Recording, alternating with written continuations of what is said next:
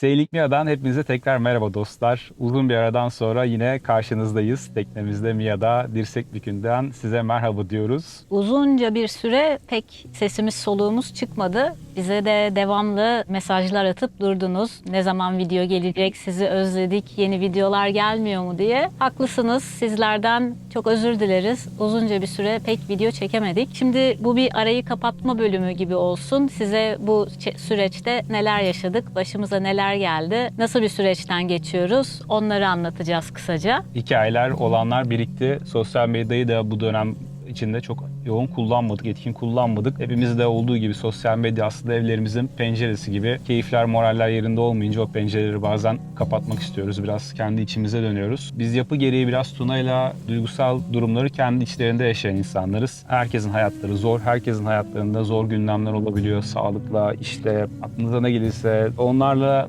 boğuşurken bir de bizim dertlerimizle sizleri yormayı açıkçası istemedik. Olabildiğince az soranlara söyledik ama hepinizin işte biraz bildiği, bazılarınızın daha iyi bildiği üzere yaklaşık 2 senedir zor zamanlar geçiriyoruz. İşte ilk önce kedimizin rahatsızlıklarına başladı bu üzüntüler. Sonra işte onu biraz tam özümsemişken maalesef bu sefer daha da canımızdan, daha da yakınımızdan çeşitli gelişmeler oldu. Şimdi de biraz sizlerle onları paylaşacağız. Denizcilikle ilgili bir bölüm olmayacak. Bu biraz bizimle beraber denizdeki yaşamımızda paylaştığımız, dostlarımızla, hayatımızla paylaştığımız, kendimizden bahsettiğimiz bir bölüm olacak. Baştan söyleyelim, sonra ya bu denizcilik kanalında bunları dinliyoruz diye üzülmeyin. Geçebilirsiniz eğer böyle bir şeyiniz olursa, sürpriz olmasın. Şu an tahmininiz Mia'ya bir şey mi oldu diye düşünüyorsunuz. O konudaki sorunuzu hemen cevaplamak isterim ki Mia çok şükür gayet iyi. 2 sene önce Mia'ya önce kanser teşhisi, sonra da kalp yetmezliği teşhisi kondu. Biz bu süreci biraz kabullenmekte zorlandık galiba. Biraz veterinerler de bize işte süreler söylediler. Şu kadar süre yaşar, böyle olur, şöyle olur falan.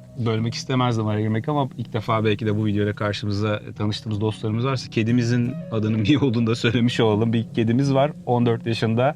İlk günden beri çok üstüne titrediğimiz, çok sevdiğimiz ailemizin ferdi. Ondan bahsediyoruz. Aynı zamanda bizim evladımız. Evladımız, evet. Ve biz ona işte çok düşkünüz. İşte bu belli süreler verilince bize, biz gerçekten bu süreyi çok ciddiye aldık ve acaba yani 6 ay sonra Mia'yı kayıp mı edeceğiz falan diye düşünmeye başladık. Fakat çok dikkat ediyoruz. Mia'nın çok ciddi bir ilaç rutini var. Günde 10-12 tane ilaç içmesi gerekiyor sabahtan akşam yatana kadar. Biz o ilaçlara çok dikkat ediyoruz. O da sağ olsun cevap veriyor. Yani sağlığı şu an ilaçlarla gayet iyi gidiyor. Veterinerimizin söylediği bir anekdot var, onu da paylaşabilirsin. Bize en son kalp ultrasonuna gittiğimizde beraber tarih yazıyorsunuz dedi. Biz de böyle Fırat'la birbirimize baktık ve yani mutlu olduk yani. Çünkü gerçekten biz çok uğraş veriyoruz ve inanıyoruz ki Mia da bizimle olmak için, birazcık daha bizimle vakit geçirmek için o da uğraşıyor. Karşılıklı emek veriyoruz ve sevgimiz sayesinde de bu emeklerin karşılığını alıyoruz. Kedileri tanıyanlar anlayacaklardır. İlaç vermenin, işte istemediği bir şey yaptırmanın en zor olduğu canlılardan bir tanesi kediler. İstemediği an size elini sürdürtmez. Biz bu familyadan bir canlıya günde defalarca kere tadı kötü ilaçları bir şekilde ona en az üzecek şekilde veriyoruz. Vermek zorundayız. Çünkü hem kanser, hem tiroid, hem de kalp rahatsızlıkları, hem yani birçok şeyi bir arada bir terazinin üzerine tutuyor gibi o ilaçların ölçülerini değiştirip doktorlarla konuşup testler yaptık, götürüyoruz. Çok Tuna'nın söylediği gibi şükürler olsun ki karşılığını alıyoruz. O da çok tutunuyor hayata.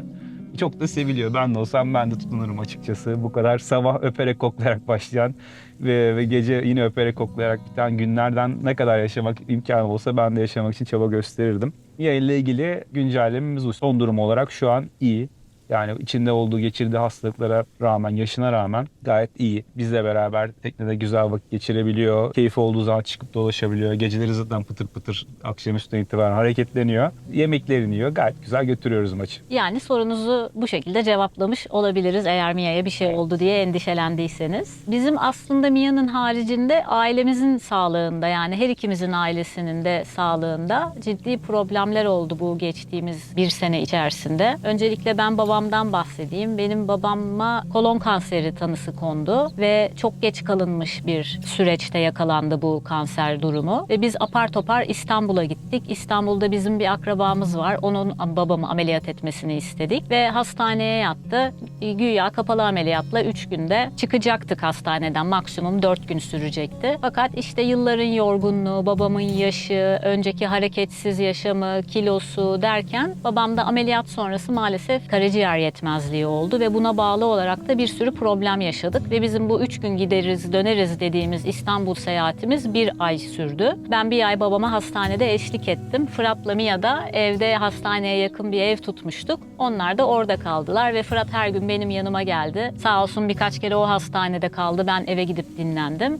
Böyle bir yoğun, yorucu, çok emek gerektiren bir süreç geçirdik. 1 ayın sonunda da İstanbul'dan İzmir'e döndüğümüzde tekrar babam 1-2 kere hastaneye yatmak zorunda kaldı. Sağlığı kötüleşti. Amonyak düzeyleri çok yükseldi. Bilinç kaybı oldu. Yoğun bakıma yattı. Çok uzatmak istemiyorum. Sonra bir şekilde toparladı babam. Fakat ameliyatın 6. ayında tekrar bir kanser taraması yapıldığında maalesef tümör markerları çok yüksek çıktı ve fark ettik ki kanseri tekrar nüksetmiş, hatta nüksetmekle kalmamış, metastas yapmış. Şimdi biz şu an tedavi aşamasındayız. Babam tabii karaciğerinden dolayı kemoterapi göremediği için maalesef akıllı ilaç tedavisine başladık. Ama çok şükür bir ilaç tedavisine başlayabildik en azından. İmmünoterapi diğer adıyla. Bunun da tabii bazı avantajları, dezavantajları var. Kısa kesmek için çok uzatmıyorum bu tedavi kısmını. Sonuçta metastas yapmış işte akciğer, karaciğer, lenfler falan gibi. Öyle tatsız bir durum, zor bir durum. Hem onun için hem bizim için süreci yürütüyoruz. Teşhis geç kondu. Çünkü hepimizin yaptığı şeyler. Korkuyoruz, duymak istemiyoruz, doktorlardan çekiniyoruz, kontrollerimizi zamanında yaptırmıyoruz. O yüzden maalesef çok geç fark ettik ama sağ olsun Tuna çok hızlı aksiyon aldı. Tuna'nın aile tarafında bu konuda çok iyi bir doktor olması, bizi hemen İstanbul'a davet etmesi, bizim işte bir anda apar topar birkaç gün içinde hayatımızın böyle gündemi değişti. Kendimizi İstanbul'da bulduk. Süreç dahilinde Tuna tabii sizleri üzmek istemediği için biraz hızlı özet geçti ama ben değinmeden edemeyeceğim. Çok zor günler geçirdik. O 1 ay içinde babamızı birkaç kere ciddi kaybetme korkusunu çok ciddi şekilde yaşadık. Hiç de hazır olmadığımız yani biz güle oynaya arabada üçümüz sohbet ede gittiğimiz, ameliyat öncesinde güle oynaya fotoğraflar çekildiğimiz, işte birkaç gün içinde sağlığına kavuşacağını düşündüğümüz bir süreçte işte her hafta 2-3 kere doktorlar bize gün verdiler. Dediler ki tamam bak süreci aşarsa şu günler sonra evinize yuvanıza göndereceğiz, İzmir'e kavuşturacağız. O tarihler geldi, hep bir hafta attı ve biz böyle artık o kadar ümitsizliğe kapıldık ve hastanenin neredeyse tüm birimleri sırt sırta verdiler, el ele verdiler. Hepsi çaba gösterdiler. O doktor geldi, bu doktor gitti, biz o birimden o birime gittik. Çok zor bir süreç.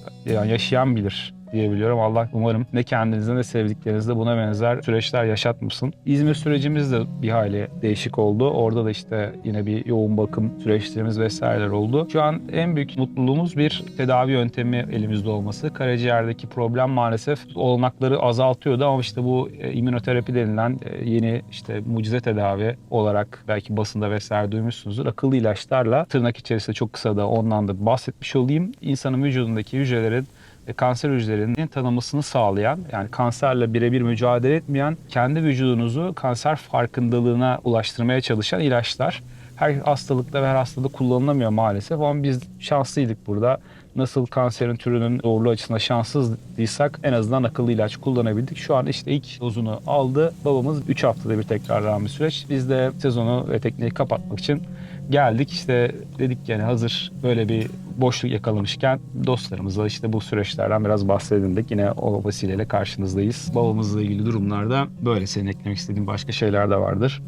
Tabii biz bu süreçte tekneye gelebilecek miyiz? Babamı bırakabilecek miyiz? Mia iyi olacak mı? Bir sürü soru işareti vardı sezon başında bizde. O yüzden gelemeyeceğimizi çok düşündük. Zaten çok da geç geldik. Normalde Nisan'da gelebiliyorken tekneye bu sene Haziran ortası gelebildik. Onu da belki biliyorsunuzdur. İlk geldiğimizde teknenin bumbasına kuşlar yuva yapmış. 2 haftada o kuşların kanatlanıp uçmasını beklemek zorunda kaldık. İskeleden ayrılamadık. Tekneye geldiğimizde bumbamızda bulduğumuz kuş yavrularını hatırlarsınız. Aslında tekneye epey geç gelmiştik bu sezon ve istediğimiz tek şey bir an önce halatları atıp marinadan ayrılmaktı. Fakat bumbamızdaki yavru kuşların ölmesine gönlümüz razı olmadı. O yüzden onların büyüyüp uçmasını beklemeye karar verdik. Onlar da gün be gün gözümüzün önünde büyüdüler, renklendiler. tüylendiler, gözleri açıldı. Anneleri günde birkaç sefer olmak üzere yavruları besliyordu. Yavrular da bu sayede büyümeye devam ettiler. Fakat fark ettik ki bumbanın diplerine doğru ilerlemişler ve anneleri o sebeple onları besleyemiyordu. Biz de bumbanın baş tarafında bir delik açarak kuşları oradan çıkarmak zorunda kaldık. Ve oradan çıkardığımız kuşlar neyse ki uçabildi. Fakat bir tanesi devamlı denize düşüyordu. Ve bu sebeple de uçmaya hazır olmadığını anladık ve onu tekneye almak zorunda kaldık. Annesinin ona bıraktığı çekirgelerle besledik onu.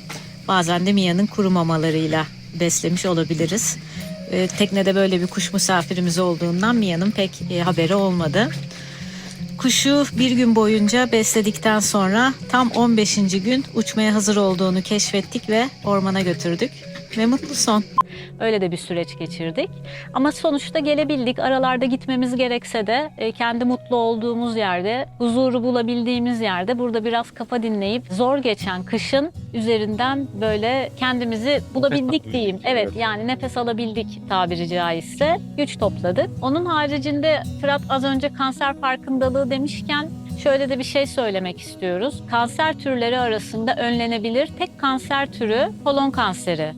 Çok basit bir prosedürle farkına varılabiliyor ve herkesin belli bir yaştan sonra birkaç senede bir yaptırması gereken bir kolonoskopi işlemi. Çok basit 5-10 dakikalık bir işlem.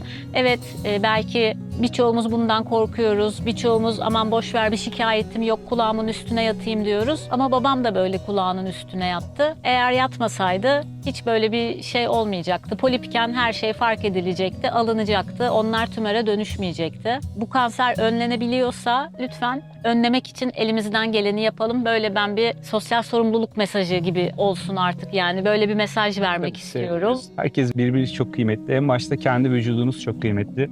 Lütfen kolonoskopi kontrolünü ihmal etmeyin. Turan'ın da söylediği gibi biraz çekinilen bir konu. Çok istekli olacağı bir konu değil. Çok hak veriyorum.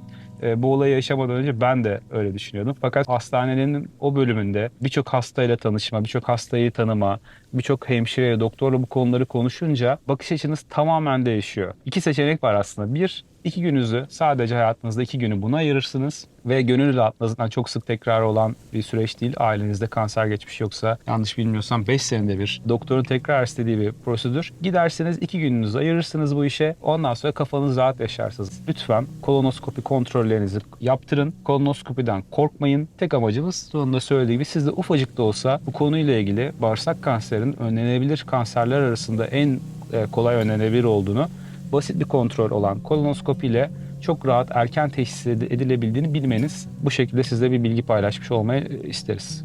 Yani işte keşke kanserle ilgili söyleyeceğimiz şeyler bu kadar olsun çok isterdik ama Fırat'ın ailesinde de bazı kanser vakaları oldu. 2 aile yakınımda maalesef süreçler şu an devam ediyor. Çok üzücü. Gerçekten de insanın çaresiz kaldığı noktalar. Tüm bu savaşı veren insanlara şifa diliyorum, güç diliyorum. Sevdiklerine güç diliyorum. Umarım hepsi kazanabilir bu savaşı. Çok da fazla başka bir şey söyleyemiyorum şu an.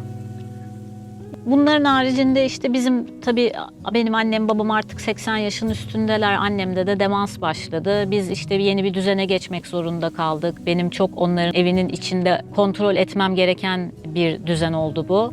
Çünkü artık yani babam kanser ve kendi hastalıklarından dolayı, annem de zihnindeki problemlerden dolayı artık çok bir şeye müdahil olamıyorlar. İşte yani sorumluluklar arttı, görevler arttı, üzüntüler arttı. Bunlar dolayısıyla da biz bu sezon çok fazla böyle video çekecek motivasyonu bulamadık, doğru söylemek gerekirse. Ama bu ilk videomuz olsun. Size böyle bir özet geçmek, biraz arayı kapatmak, neden bu kadar ara verdiğimizi anlatmak istedik. Bunun gibi böyle birkaç bölüm çekmek istiyoruz. Önümüzdeki günlerde bu bölümden sonra onları da yayınlayacağız. Gene böyle denizcilikle alakalı konular olacak onlar. Biraz daha neşeli, biraz daha kanalımızın içeriklerine uygun konular olacaklar. Ama Turan'ın da belirttiği gibi yani bunu paylaşma ihtiyacı hissettik. Sonuçta hayat böyle. Keşke deniz gibi her zaman böyle tek renk, masmavi, mutlulukla dolu olsa. Ama işte hayatın içinde birçok renk var, birçok olay var. Hepsi hayatın bir parçası.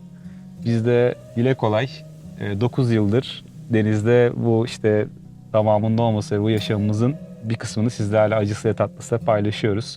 Denizde de bazı mutlu günler oluyor, bazı zor günler oluyor, bazen fırtına oluyor, bazen böyle güzel havalar oluyor. Biz şimdi hayatımızın biraz böyle fırtınalı bir dönemindeyiz. İnşallah bu fırtınanın içinden sevdiklerimizle beraber sapasağlam geçeceğiz. Tekrar neşeli, güzel günlerde sizlerin karşısında olacağımızı umut ediyorum. Olursa ne mutlu. Videolarımızın alttaki yorumlardan siz de yazarken yazıyorsanız görüyorsunuzdur. Son derece olumlu paylaşım içerisindeyiz sizlerle. Bu da bizi hem bir taraftan çok mutlu ediyor hem bir taraftan da ciddi bir sorumluluk duygusu aşılıyor bize. Bu kadar güzel bir dost kitlesiyle, bu kadar güzel insanlarla temas etmemizi sağlayan şu kameranın objektifi bizim için gerçekten de çok önemli. Sizler çok kıymetlisiniz. Zaten anlayış göstereceğinizi çok iyi biliyoruz sizlerden gelen mesajlarda. Böyle de biraz sebeplerini açıklamış olduğumuzu düşünüyorum. Eklemek istediğim şöyle bir şey var benim. Bu süreçte işte Mia'nın kalp rahatsızlığından dolayı, onu çok zaten seyir yapmayı çok sevmeyen bir kedi olduğundan dolayı ve çok korkutmamak için biz böyle onu düşünerek minik minik seyirler yapıyoruz. Yani önceki senelerde olduğu gibi hadi Kaş'a gidelim, hadi Göce'ye gidelim gibi uzun seyir planları yapamıyoruz. Hem Mia'nın bu durumundan dolayı hem de annemle babama acil bir şey olursa arabaya yakın olalım ki bir an önce tekneyi iskeleye bağlayıp bir an önce İzmir'e gidebilelim diye ki gerekti. O yüzden çok da fazla seyir yapamadığımız ama böyle tekneyi daha ziyade ev gibi kullandığımız, evimizle minik minik geziyoruz gibi düşündüğümüz bir sezon oldu bizim açımızdan. Bu bize önce biraz üzüntü verdi. Önce hani neden gezemiyoruz, eskisi gibi seyir yapamıyoruz, işte hep böyle diken üstündeyiz gibi şeyler düşünerek kendimizi üzdük açıkçası. Fakat sonradan da fark ettik ki aslında seyir yapmasak bile, yani şu an olduğumuz yer, şu an aldığımız nefes, bu zeytin ağaçlarına bakarak bu videoyu çekmek, denizin üstünde olmak, işte kendi çekirdek ailemiz Fırat, ben ve Mia ile birlikte üçümüz beraber olabilmek. Bu bir şükür sebebi. Uzun seyirler yapamasak da, videolar çekemesek de çok şükür halimize diyoruz şu anda. Evet. Tuna'yla son 200 sene gerçekten de sadece bedenen yaş olarak değil ama duygusal olarak da büyüdüğümüz, olgunlaştığımız zamanlar oldu. Geçmişte de zaten her şeye çok kıymet veren, şükreden insanlardık. Sahip olduklarımıza, sağlığımıza, her şeye. Ama bu süreçte tabii daha da insan otomatik olarak daha iyi anlıyor. İşte sevdiğin insanlarla beraber olduğun, sağlıklı geçirdiğin, kafanda büyük dertler, büyük sağlık problemleri olmayan o günlerin hepsinin ne kadar kıymetli olduğunu insan daha da iyi anlıyor. O yüzden bunu paylaşmak, bunu hatırlatmak sanki yapabileceğimiz en güzel şeymiş gibi geliyor. Eminim sizler de zaten biliyorsunuz ama bazen insan hayatın koşuşturmacasında bunları unutabiliyor. İşte ufak tefek şeyleri, çok gereksiz şeyleri kafamıza takarken bulabiliyoruz. Bir an geliyor ve bir haber alıyorsunuz. O haber böyle kalbinize hançer gibi saplanıyor ve onu değiştirebilecek elinizde hiçbir şey olmadığını fark ediyorsunuz. Geri kalan o problemlerin ne kadar küçük olduğunu, birçoğunun aslında ne kadar basit şeyler olduğunu, ne kadar önemsiz şeyler olduğunu, keşke onlardan çok olsa da şu olmasa dediğiniz çok garip anlar olabiliyor. Sağlığınız yerindeyse, sevdiğiniz insanlar iyiyse çok fazla her şeye kafayı takmayın. İnanın hayatta önemli olan başka çok daha geri getirmesi imkansız olan birçok şey var. Deyip nacizane böyle inşallah haddimi aşmadan bir şeyler söylemiş olayım. Evet. Bizden böyle yani kısaca haber vermek gerekirse, pek de kısa olmadı belki ama Kaç dakika oldu ya bizim kısamız. yani bizim de çenemizi düştü mü tam düşüyor galiba. Biraz da özlemişiz. Evet. Yani biraz dertleşmiş gibi olduk. Sizlerin yüzlerinizi şu an karşımızda göremiyoruz. Siz bizi görüyorsunuz. Belki evinize, belki cep telefonunuza. Artık nereye misafir olduğumuzu bilmiyorum. Ama inanın sizlerin orada olduğunuzu, empati yaptığınızı biliyoruz. İyi dilekleriniz için, dualarınız için şimdiden çok çok teşekkürler. Umarız hiçbir zaman sevdikleriniz böyle hastalıklarla, mutsuzluklarla uğraşmaz. Hep sağlıklı, güzel günlerimiz olur diye diliyoruz diyelim. Şimdilik bu kadar o zaman bizden bu bölüm için. Artık bir sonraki bölümde biraz tonu değiştiririz. Güzel konular var, sürpriz bir konu var aklımızda. Bayağıdır konuşmak istediğimiz, sizlerin de ilgisini çekeceğini düşündüğümüz bir konu var. Sürprizi bozmayayım. Diğer bölümde görüşmek üzere. Hepinize Mia'dan Sevgiler.